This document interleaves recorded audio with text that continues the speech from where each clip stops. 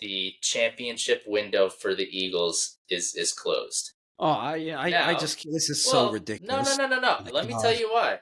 They had a 4-year window. Like, that's pretty good, and they were really successful. They went to 2 Super Bowls. They won one of them. They were very close to winning the other one.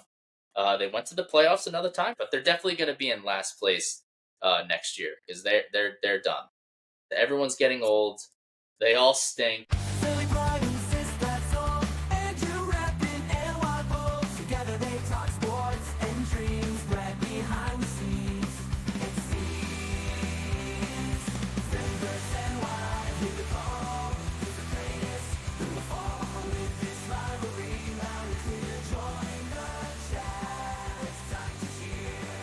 Sports and culture all in one. Catch the fire, feel the fun. Andrew, Sister, Brad unite. Philly and Y in the spotlight.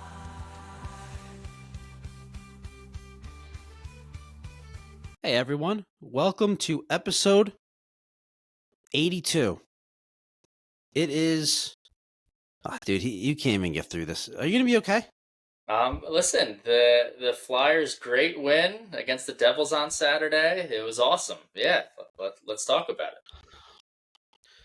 So we're gonna mainly talk about the Eagles. It is just so ridiculous. I want to get into why this episode, this podcast almost didn't happen. But real quickly, we're gonna discuss in detail the Eagles Cowboys game, a fun game. And we'll get into the Giants and the Jets a little bit. I mean, I don't know, like no one cares anymore. I mean, except unless you're crazy. The hell? Yeah. Listen, we're going to talk about the Flyers, we're going to talk about Thanksgiving, and we're going to talk about Andrew's beard. And then we're going to go home. We're going to go away. Yeah, but here's the thing. That's funny, but in all seriousness, we're okay. Eagles. We'll maybe talk about the Giants and Jets. Probably touch on it very, very briefly, and then we're going to talk about this big baseball trade that just I learned about 3 minutes ago, and that'll be it. This is mainly going to be an Eagles episode, as much as you don't want it to be. I know. Let's get it over with. I'm just kidding. Yeah. No, I have a lot to say. You should. I should, and I do. So, let's get into it. Eagles lose 24-21. They were up 21-0. You were not watching live. You had it recorded. I knew you weren't watching live. I texted you while I knew your phone was off so you'd get it. So I was curious at what point. I was wondering at what point of the game you were at when the game ended. Do you like when the game actually ended? Yeah. Oh, I probably started the game right around as it was ending. Yeah, I started it actually probably a little before that. The game didn't end until 7:45. Okay. Yeah, so I started probably around 7:15. Okay, so they were probably up like 14-0. No. 14-0. They were up 14-0 by 5 o'clock. Yeah. Oh, you mean at what point of the game I was? You were watching. They were up. I'm guessing they were up 14-0. Yes. Yeah. Yes. Probably something like that. Yeah. Yep. So great first half, dominant first half. Offense looked amazing. Passing game specifically. That's not true. Dominant first quarter and a quarter.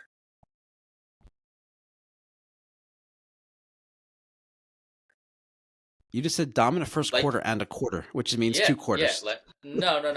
like not quarter and a half. Like because they were not good the second. The first 4 minutes of the second quarter. Yes, that's what you're saying. Okay. So the first quarter and a third. Yes. I do kind of agree with this idea that even though they were up 21-0, they weren't actually dominating up 20. They had a lot of things go their way to get to that point. Absolutely. Yep, without a doubt. Yep. I definitely agree with that sentiment. But still, they blew a 21-0 lead, which is still surprising. And it probably feels different than if they just lost a 24-21 back and forth game, right? Mm-hmm. Like you feel like you lost it. Let a game slip through your hands. I feel like this is the kind of game that just will have a season spiral out of control from this point. Oh God. I'm very doom and gloom here. Well, here's the thing. It feels so 2023 to me, except the issue is it's the opposite issue. So in 2023, their defense was just god awful. They couldn't stop anybody. They played a game towards the end of the year where awful teams awful teams literally were not punting against them. They went the entire game with just scoring drive after scoring drive after scoring drive. Talking the Arizona Cardinals that year, the Giants, like awful teams. And this year it's the opposite. This year the defense is like pretty good, I would say. But their offense, it is the worst offense I've ever seen in my life, and they You've had a don't good do life. anything right. They don't do anything right. They don't do anything well. And the weird thing about it, it's so weird because you'll watch them, and they'll give you the glimpses all right in a row. They'll put together 3 or 4 drives in a row that you're like, all right, great, here we go. Like they're starting to click. They figured something out. And then like they just go into the abyss and they forget everything about how to play football. And they can't run block. There's a million penalties. The play calling is awful. Like the quarterback kind of sucks. And it's like I don't know how you go from yesterday, again, 3 good drives, albeit, the Cowboys had some self-inflicted wounds, but like they were still moving the ball and finishing drives. And like after that, it's just nothing. Like nothing. They don't move the ball on offense. They don't get yards on offense. Their average yards to go on 3rd down going into the game yesterday was 8. 3rd and 8 is their average yards to go on 3rd down, and and you can see it. They don't do anything on 1st down and 2nd down. They're always in 3rd and long, and it just never works out for them. And I just don't understand how you go from winning the Super Bowl last year to just the worst offense I've ever seen. I don't understand. Like what is it? What is it? And specifically, like it's the running game. The running has been awful. Saquon's been awful. Offensive line's been awful. But like the interesting thing is like, it would be foolish to expect them to run the ball as effectively as they did last year. They were arguably the greatest running team in the history of the NFL last year, right? They output the highest rushing total amongst any running back ever. So they go from that, but like now they're just like they are bad at running the ball. Like not like they're middle of the pack. Like they are bad. And I've been watching the Eagles for a long time. Like that's kind of one thing you can always count on is like at least they're going to be able to run the ball, and like they just can't. So it's a mess. I don't know where like they go from here, and like I don't trust their offense to score at all. They can't score. Not only can they not score, like here's the thing, like okay, go up 21-0. Like even I don't like they could have put up 65 points. But like, here's the thing. All right, don't put up 65 points. Fine. Like, just don't turn into the worst offense ever. Like, turn into an average or a below average or even a bad offense, but not the worst offense of all time. And you win. Why the are you game. calling them the worst offense game. of all time? Why? That's so absurd. Because I'm exaggerating, and like because dude, they lead the league in 3 and outs. Like they have more 3 and outs than the Tennessee Titans, dude. And yes, when you juxtapose the expectations and the talent and the payroll versus the output, yes, that's fine. They're all. I mean, you watch them, dude. You watch them. Like they don't do anything, dude. The last play of the game, the 3rd and 2. There's a screenshot going around on Twitter, and it's like 3rd and 2. Eagles have the ball. They get a 1st down, and it was the play where Hurts got sacked. But the routes. So Devontae Smith, A.J. Brown, Dallas Goedert, and Jahan Dotson, it was a 3rd and 2. They all did like 3-yard curls at the sticks. And where were all of the Dallas defenders? At the sticks. Nobody's open. Interior defensive line blows the play up, and that's it. And he takes a giant sack. It's the one thing that you can't do there. And I don't know what you do. Like, I would, dude. So I've ragged on Brian Johnson like this entire time we've been doing this podcast.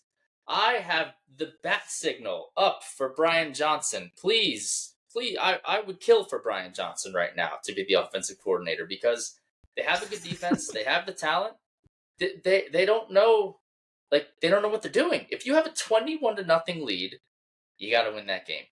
Like, you got to win. I agree with that. You have to put up, like, you couldn't get into all right, don't score another touchdown. You couldn't get into field goal range. Like, you couldn't do that twice in, like, I don't know, 40 plus minutes of football. It's embarrassing. It's pathetic. And, like, yeah, this is the kind of thing that sends a season sideways. And I don't, so Okay. that's my negative. My positive is this. I actually have a couple, well, and also not to mention, they have no safeties going forward, so that'll be cool. They're going to pluck a couple guys off the practice squad and just continue to get thrown on down the field over and over again. And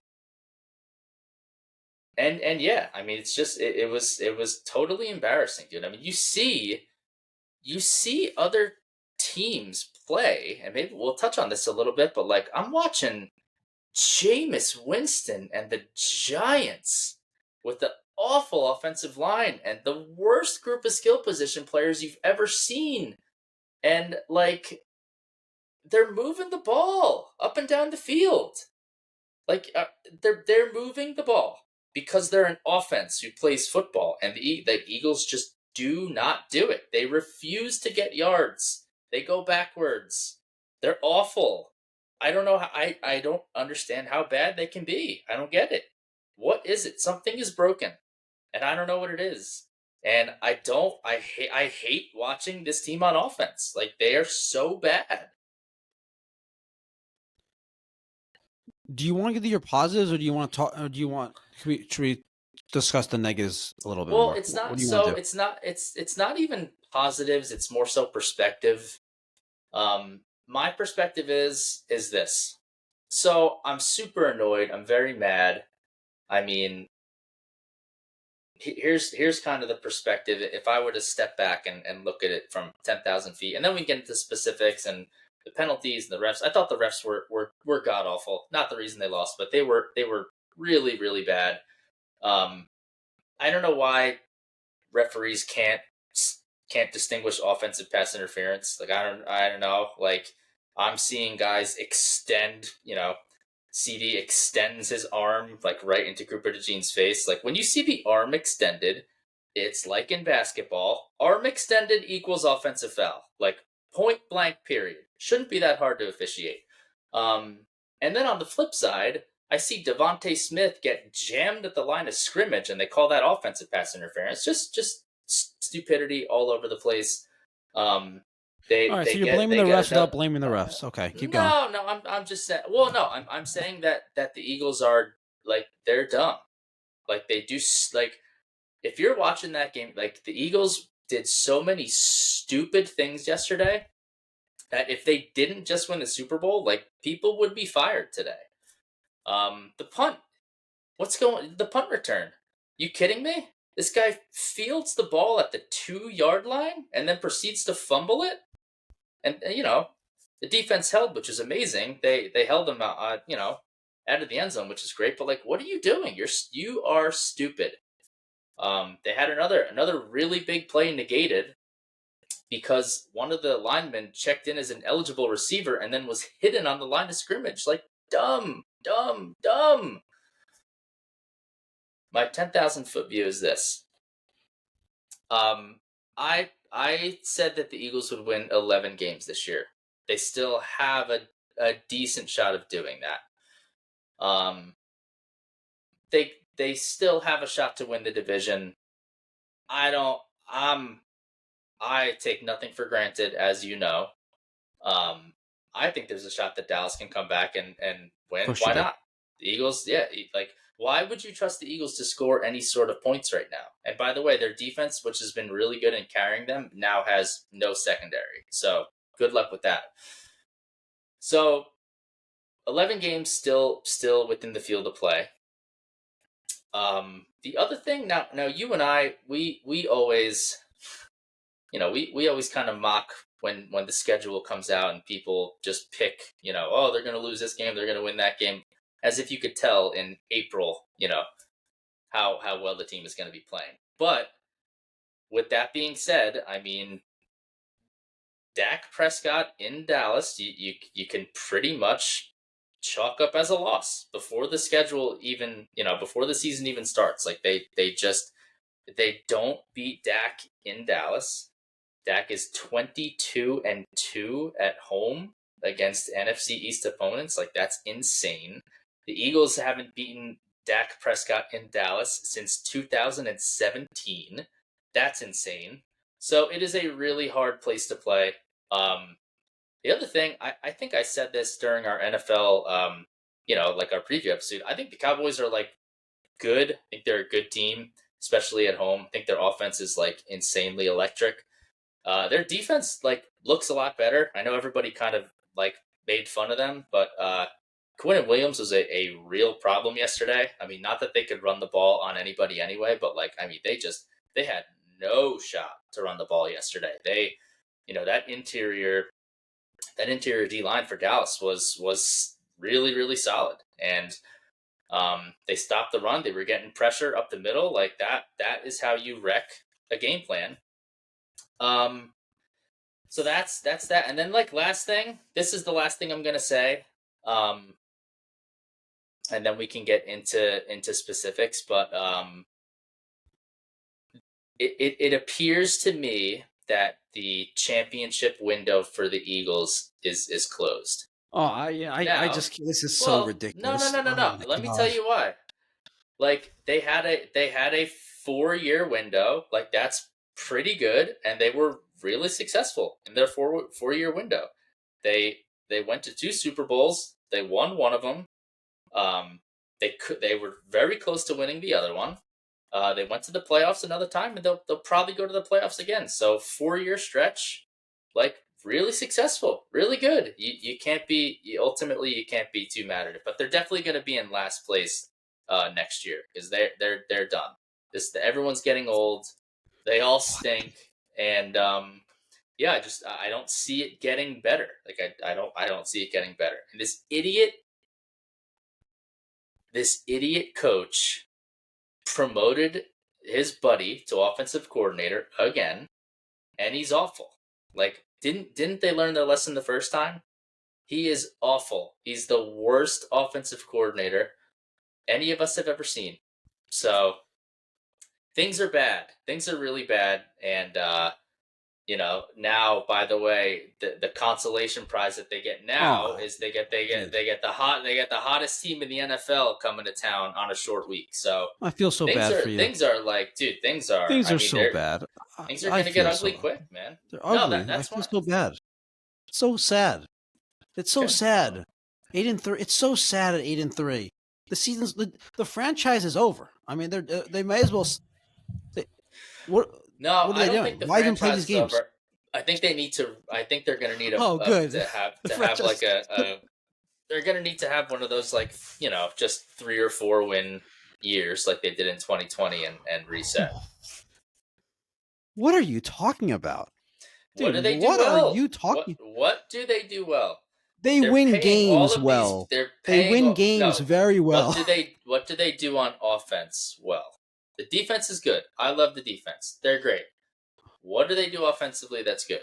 Okay, but hold on. You just against they're gonna against be again. I think they're better than most. The Cowboys have like the 31st ranked defense in the NFL. Yes, they got Quinn Williams. He's very good. Did they go from the 31st ranked defense to the 3rd ranked defense in the NFL? You're acting like they got shut out though. You're acting like they scored 5 points. They put up 21 points. I mean, it's not like you know what I mean, dude. Once They needed to put drives together. Their best defense in that game was going to be a strong offense, and they couldn't do anything. Their best defense was going to be a strong. I mean, Yes, yeah, I they guess that's needed to true in put up general. points. Like, you knew that Dallas wasn't going to just be shut out the whole time. Like, you knew they were going to come back, and like, you needed a touchdown. In 40 plus minutes of football, you needed a touchdown, and you would have won the game, and you didn't because you're all awful. What other explanation is there? I mean, this is just either all of the players are horrible, or the coach is the worst coach of all time. Like, what is it? why is it one of those two options? What else could it be? What else could what be?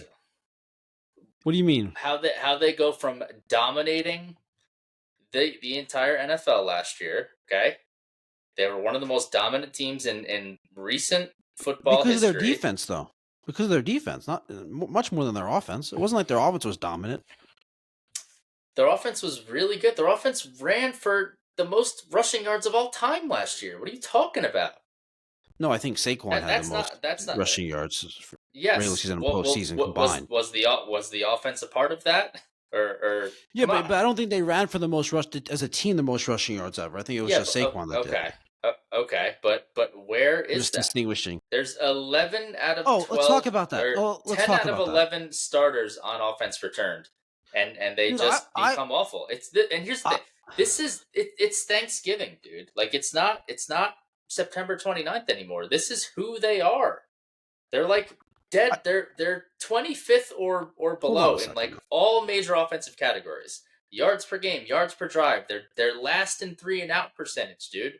They go 3-and-out all the time, and it's unacceptable. It's inexcusable. How? Again, I see Jameis Winston walk the Giants down the field. The worst offense, talent-wise, the worst offense in the league.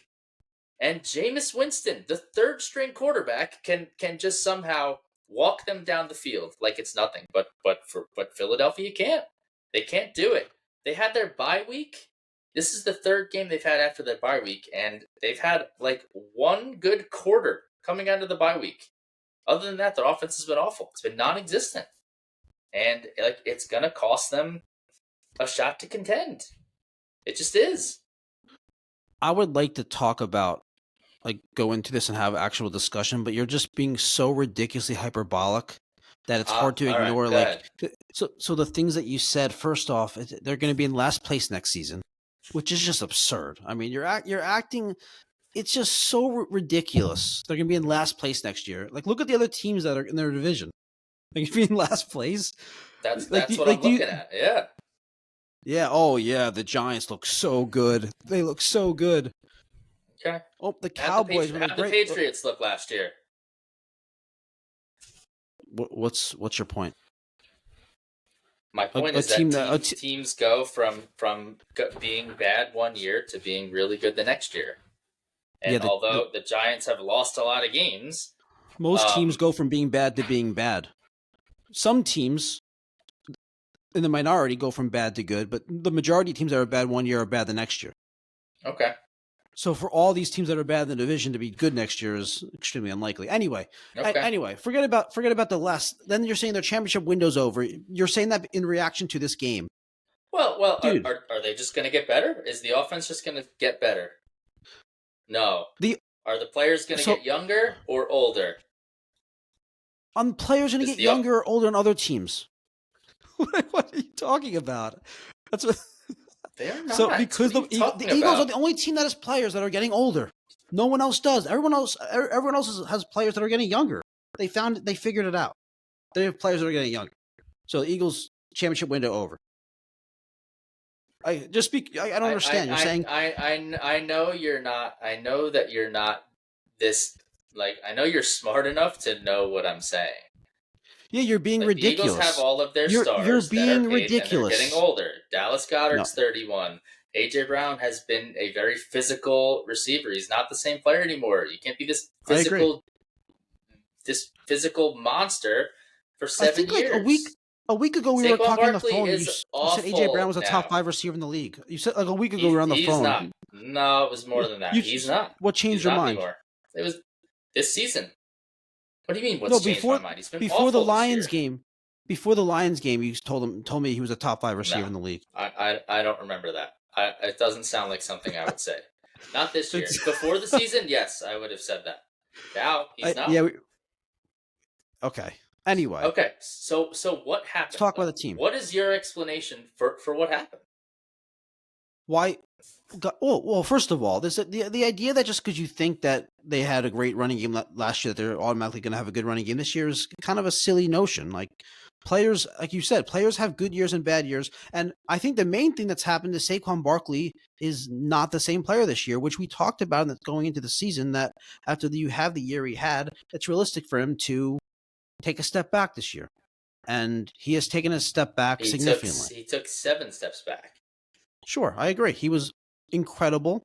But so has the line, though. The line is terrible.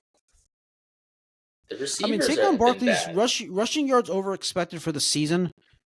Can you guess what it is? No. Let me give you some context.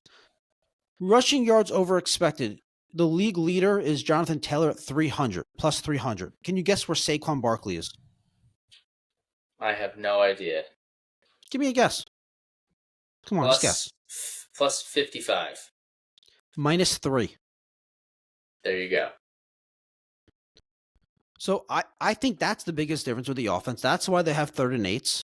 That's the biggest difference. Is Saquon was otherworldly last year, and this year he's actually been a below league average starting running back. Yeah, but okay, so fair. But again, they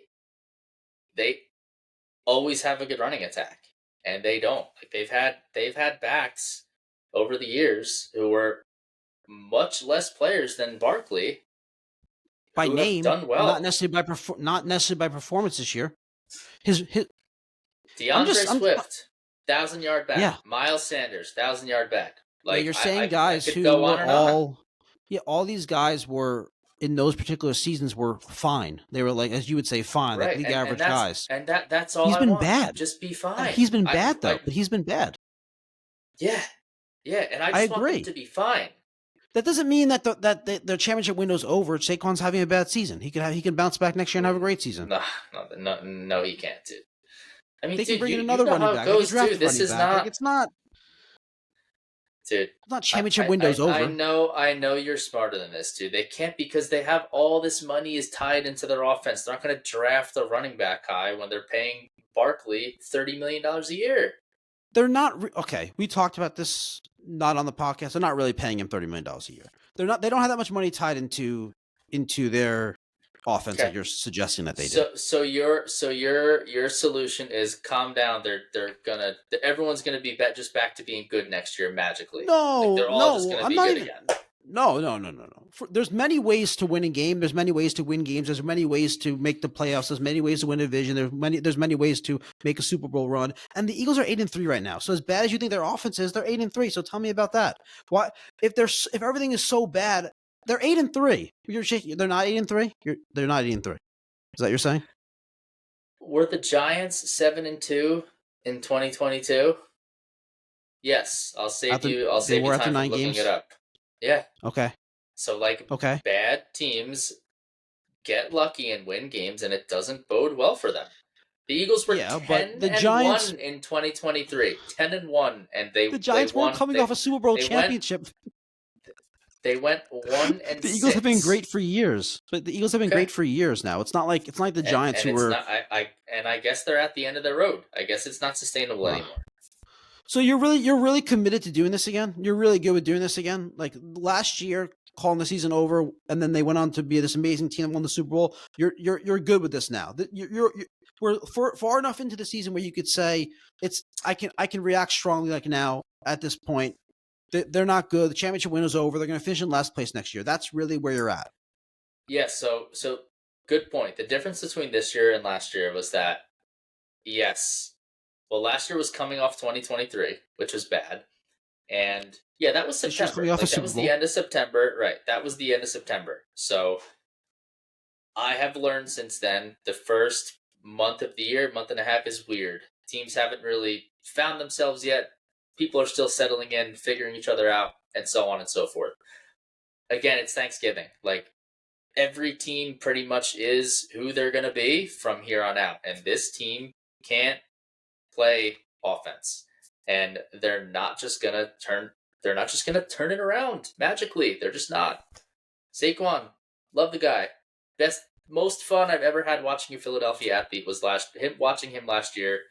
He's not good anymore. And you know how these running backs are, man. They're good 1 year, and that's it. And their career is done, and it's over. And So what are you going to do? I'm with you on the offense not being good, and I understand the frustration with the offense. I understand. I don't necessarily disagree that I don't think they're going to all of a sudden be great this year, but like you acknowledge, they're good in flashes. They're good. They have a couple. They'll have like a 2 or 3 series or drive stretch where they're really good, and with a really good defense, that's really all you need. Like, maybe they don't win the Super Bowl this year, but to act like this is such a disaster is it's just obnoxious. I mean, it's just they're 8-3. Okay. It's just ridiculous, dude. They were come 10-1 in 2023. 10-1. Yeah. They and finished what 11-6. Oh my God, I feel so bad for you. They lost in the playoffs. How'd you deal with that? They had the How'd you deal biggest with that? collapse that you've ever seen, dude. Oh, they had the biggest collapse. Oh, really? Okay. Mm-hmm. Oh, Mm-hmm. yeah. I mean, but they made the playoffs. They made the playoffs, yeah. Oh, so maybe it's not the biggest collapse because there's teams that have actually collapsed and missed the playoffs. Not that late. Not with a 10-1 start, dude. Yeah, I exactly. doubt that's... No, not from a 10-1 start, but I don't know if like they collapsed, like they lost in the playoffs. Okay. We'll agree to disagree. You realize that only one team doesn't lose in either. There's only one team that doesn't lose, like doesn't get eliminated, right? Yes. So if the Eagles get eliminated in like the divisional round, are you gonna be like, see, I was right. I knew it was over. Like, no. I mean, maybe, but like it depends on what happens. If they get into a shootout with the Seahawks and they lose, like, that's different. Shootout. But when they can't get into a shootout, right? Exactly. That's why I'm saying it depends. Like, I wouldn't say, "See, I told you." If they got into a shootout, I see. Okay. Here's the thing, man. Like, they just blew a 21-point lead on the road to their division rival, and like, I don't know, how do you expect one to feel after that? Good. I'm going to come on and say, "Oh, they were great." There's what positives do we have to take away from this game? Oh, the pass rush was great the past 2 weeks. Jalen Phillips. Let me give where you positives. Were you yesterday? Nobody. Wait, let me give you some positives. Oh my God, here we go. What, they're 8-3? Yeah, they lost the 1 seed yesterday too. They're not getting that back. 8-3 is definitely a positive. Okay, but there's other positives too. But I really want to focus on what you think.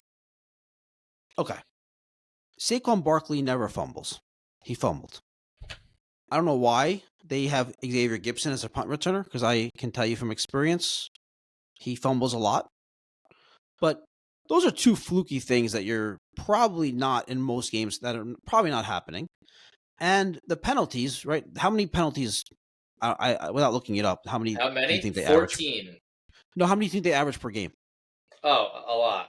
Probably 8 or 9. They're up there. They're amongst the highest in the NFL. But they had a lot more. They had a lot more penalties than they typically do. They had more. I don't know if you consider it a lot more, but yes.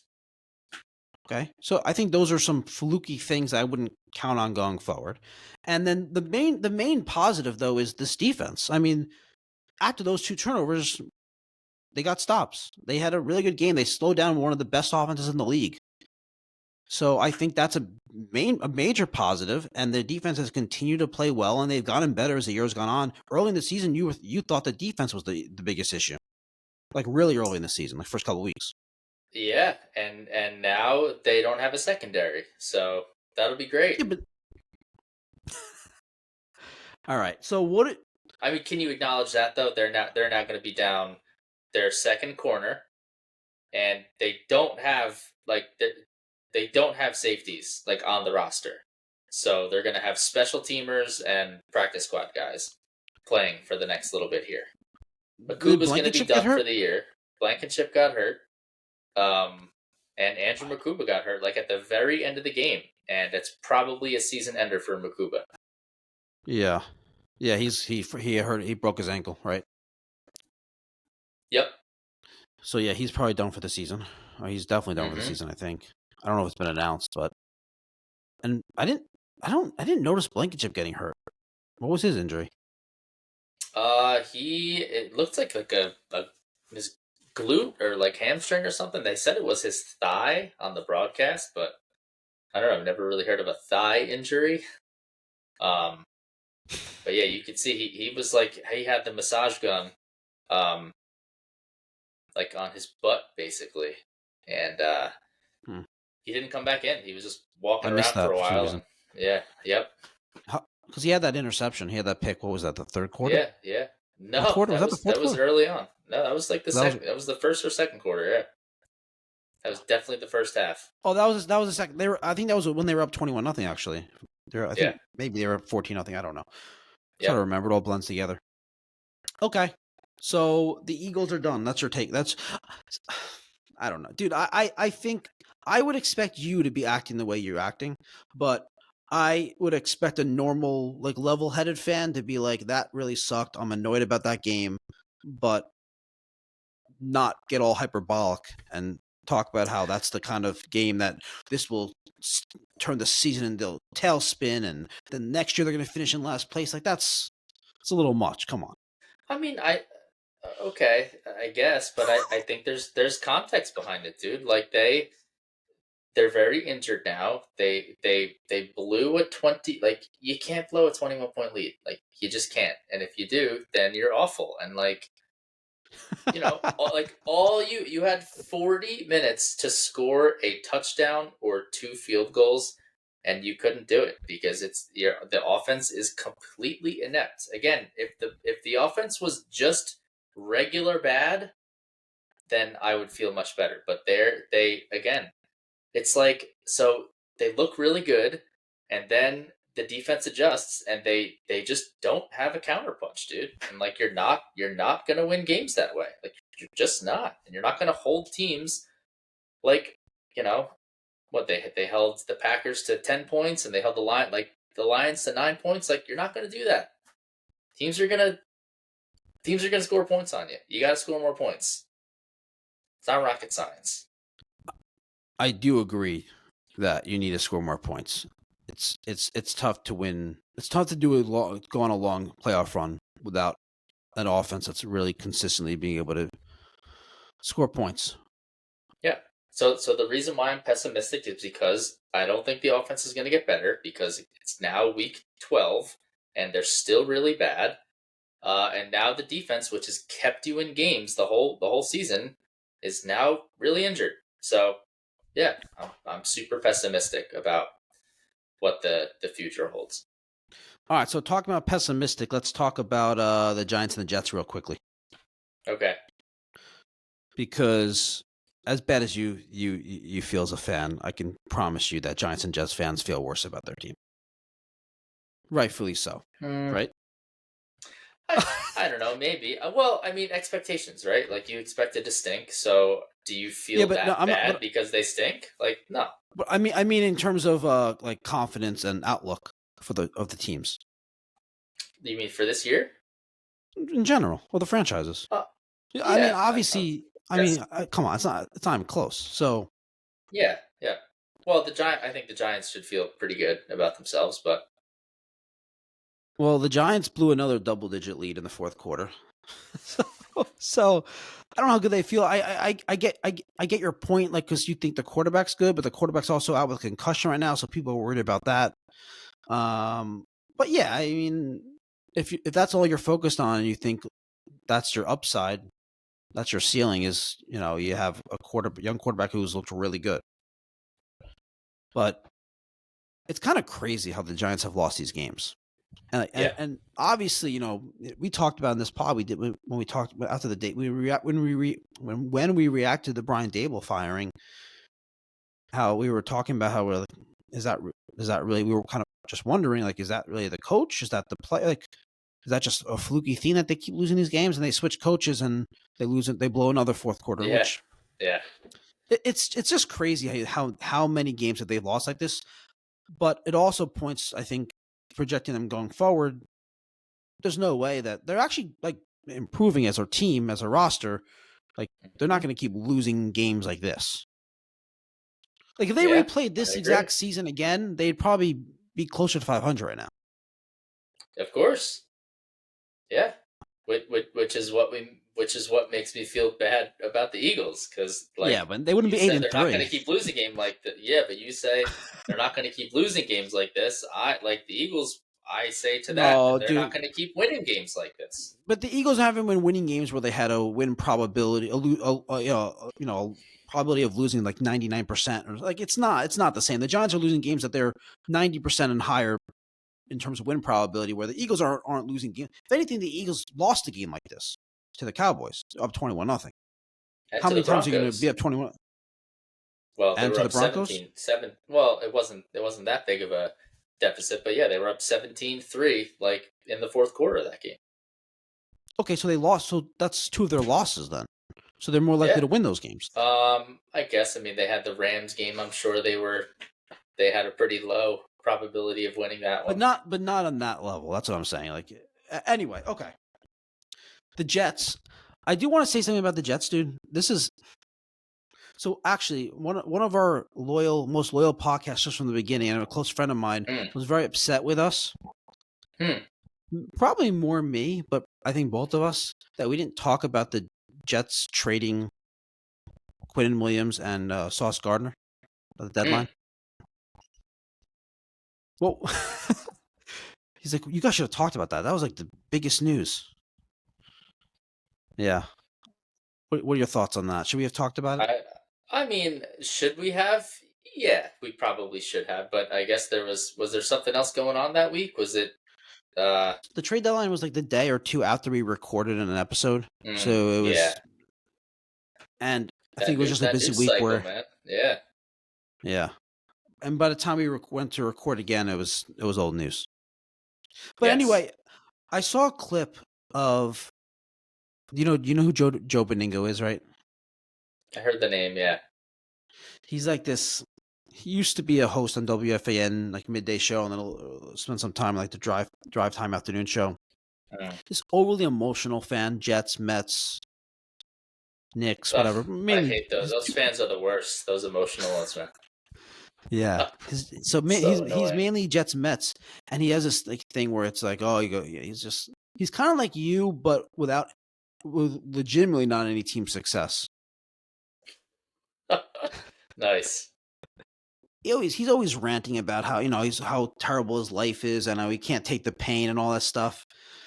I saw a clip. I think he must have been on WFAN as like a guest spot, and he's saying, "Oh, I can't take this coach. You got to fire him. I can't take this team. I can't believe they do this to me." And keeps going on and on and on.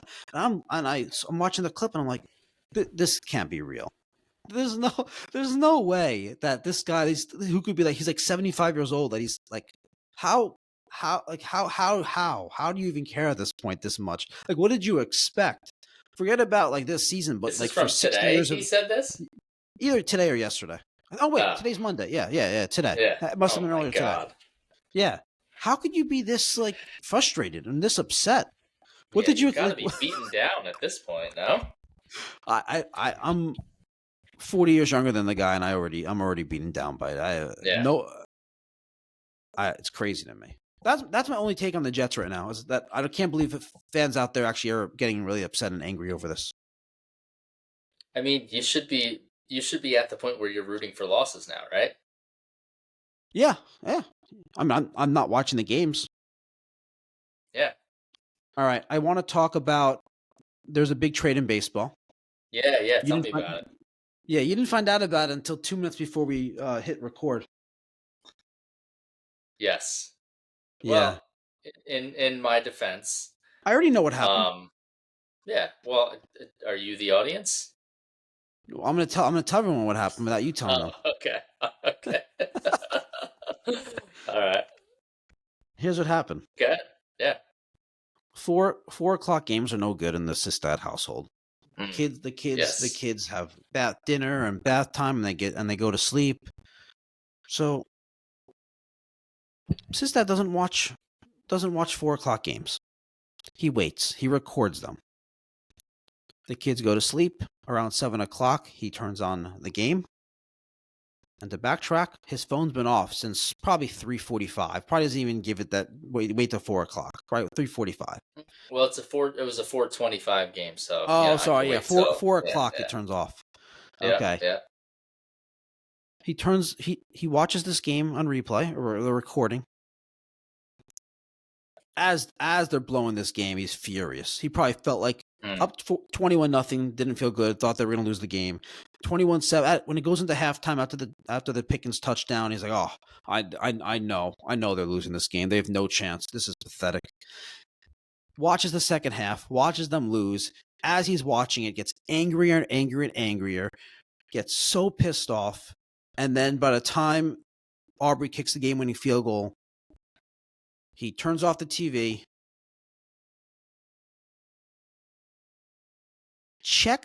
turns his phone on to check, but turns his phone on to check, wants to just go to sleep, but is too angry, gets wrapped up in Twitter, gets wrapped up in texting with his friend. No texting about the Eagles. Okay, gets wrapped up in Twitter. Sorry, X.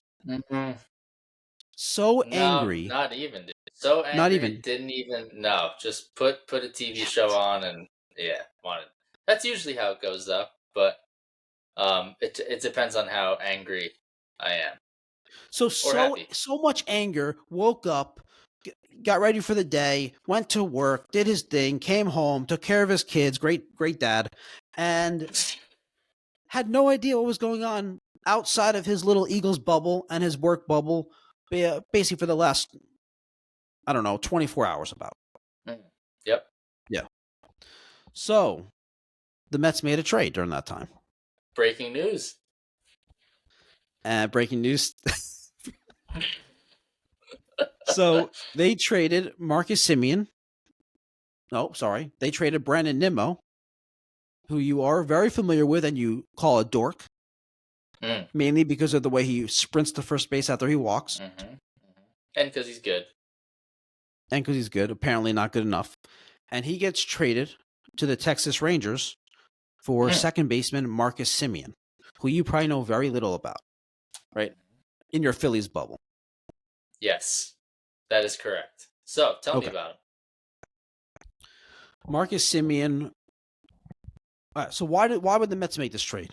Right. Is that kind of what your question is? Because you think Nimmo's good, right? I'm not saying you're wrong. I think Nimmo's very, very good outfielder, leadoff guy, high OBP. He's a very, very solid player. So I guess to answer your question, they think that it's going to improve their team. Yes, I wonder if how much of this is like long-term get out of the contract. Because Nimmo is going to be going to his age 33 season, and he is declining in terms of his speed, athleticism, his defense. His defensive metrics he used to be like a pretty good center fielder, actually. Cannot play him in center field anymore. He's like a league average outfielder, corner outfielder now at this point. But he's been declining, so it looks like it's getting worse and worse. He's also coming off a season with his by far lowest walk rate since his rookie season. Actually, no, it's technically his rookie season. No. So his career walk rate is 12%. The last few years, it's been around 14, 15, 10, 11, 12. And this year, in 2025, it dropped to 7%, 7.7%. So he walked a lot less. His OBP was, the last couple of years, it's been going down. Like it used to be, he had 2 years where it was 404. Then he was 404, 401, 375, 387, 383. And the last 2 years, it's gone down to 327 and 324. And he's never been a power hitter. So the thing about Nimmo was great. It was high on base, great defense. But now it's not so good defense, low on base. So he's clearly declining as a player. Still a useful player. Last year he still put up a 3 F WAR, so still a good player. He was due like 5 years. He had like 5 years, 102 mil left on the contract. So they moved on for Marcus Semien. Marcus Semien's had some elite seasons. He's been a elite second baseman for a long time. Last year he was really good. Not elite anymore, but he's 35 years old. He has 4 years and around 72 million left on the contract. So they're basically trading for a player with one less year and 30 million less. And Wow. Semien was horrible at the plate last year. Awful. So the hope is. It seems like the idea is they trade for a second baseman who's going to improve their run prevention, who's going to improve their defense, and then they're going to add an outfielder, whether it's trade or free agency. They're going to, there's a lot of options out there. So the idea is they want to improve defense. They want to improve run prevention. That was what that's what Stearns, their GM, has talked about all offseason, is improving the run prevention. So a lot of people thought that meant pitching. Obviously, that's part of it, but obviously defense. So they bring in a better defensive second baseman. I question a couple things. First off, I question the concept of bringing in a 35-year-old second baseman to improve your team defense seems like a flawed concept to me, because you're banking on him at age 35, 36 to be a really good defensive player. What makes you think that he's not going to decline? And it's not like, oh, well, at least he's providing good offense. No, his offense has been terrible the last couple of years. I think it's a little flawed, but I understand why they did it, because Nimmo was on the decline. He has 5 years, 102, so it gives him more flexibility, and at least it gives them a guy you would expect to at least be very good defensively for at least next season at second base. So that was a fun trade, though. I did come across something, dude. Hot stove. What do you got? I mentioned this to you before we started. I didn't get into detail about it. I didn't tell you the actual tweet. We used to have a segment where let's mock New York fans on Twitter. We're waiting on you to bring it back, but you will at some point. Right now, I guess there's not that much to mock these days. Well, today I was just really angry, so I wasn't in a mocking mood. Okay, you're gonna mock yourself. Yes.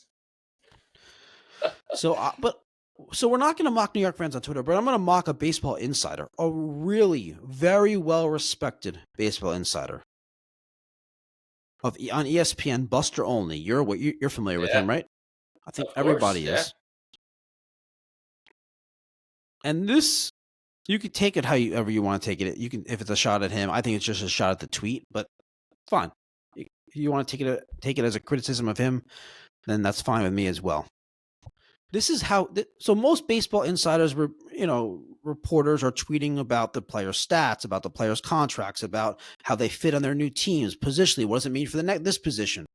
Buster Olney tweets, the trade of Brandon Nimmo clears the way for Francisco Lindor to be named captain of the New York Mets at some point. Was Nimmo the captain? No. Really? No.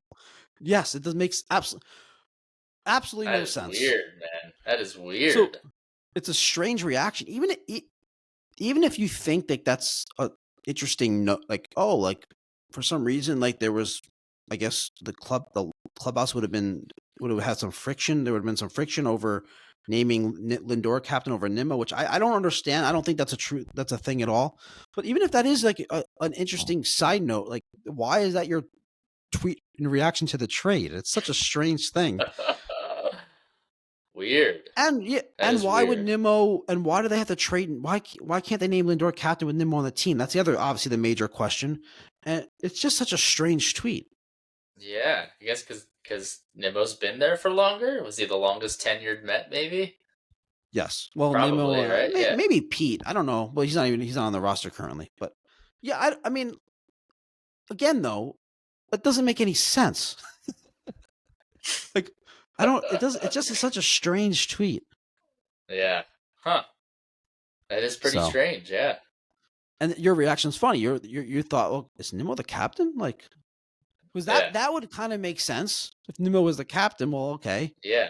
I don't know that But no. teams like name captains anymore, right? I mean, Well, that's the other thing of this. It's just a nonsensical thing. No one really cares about yeah, captains in baseball. yeah, No one not cares. hockey.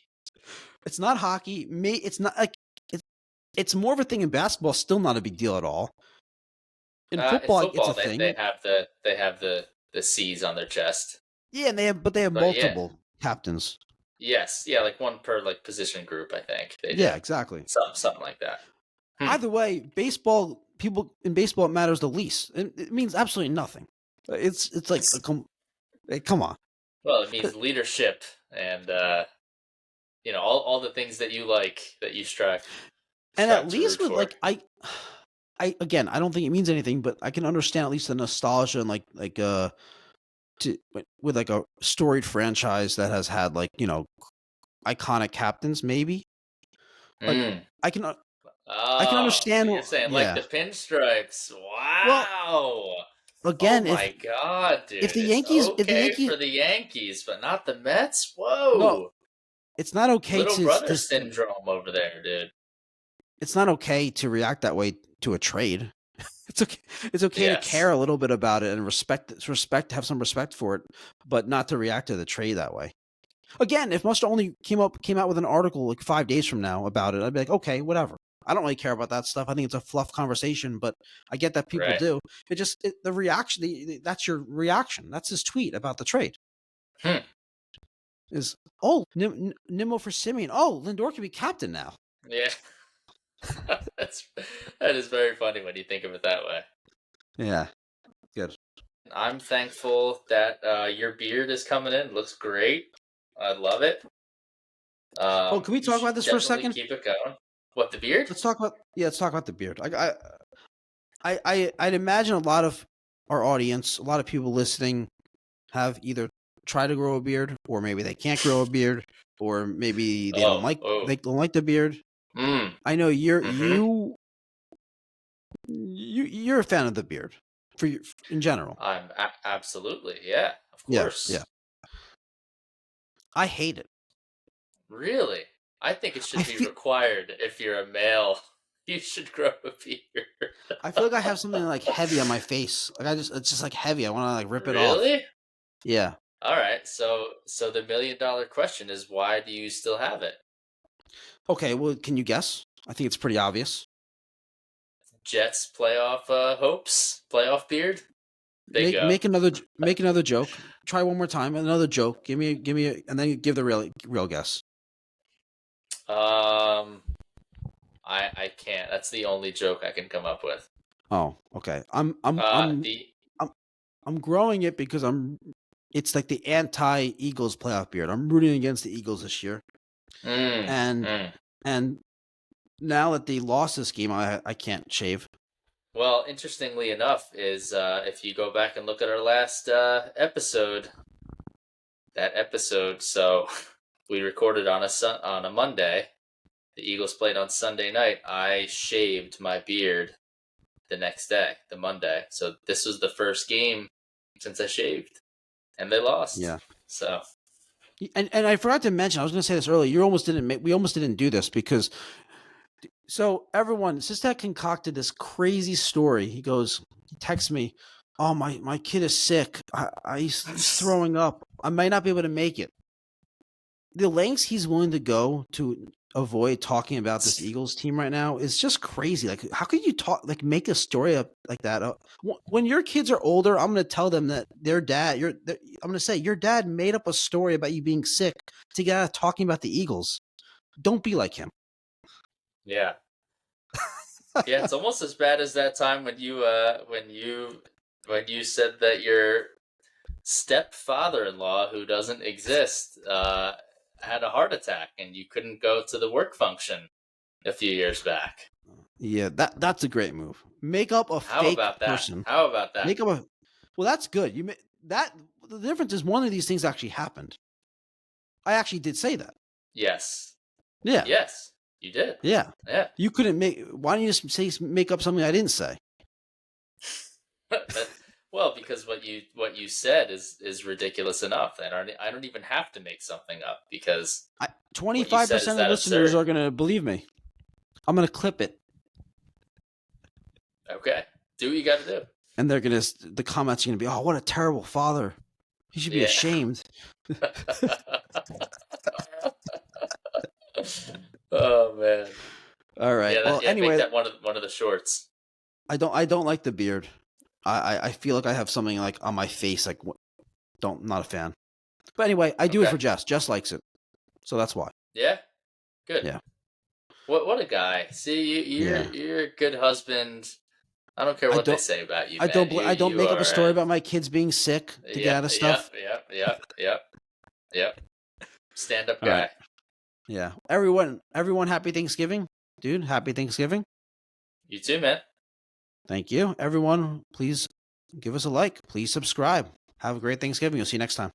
Philly pride insists that's all. Andrew rapping and Wild Bulls. Together they talk sports and dreams. Right behind the scenes.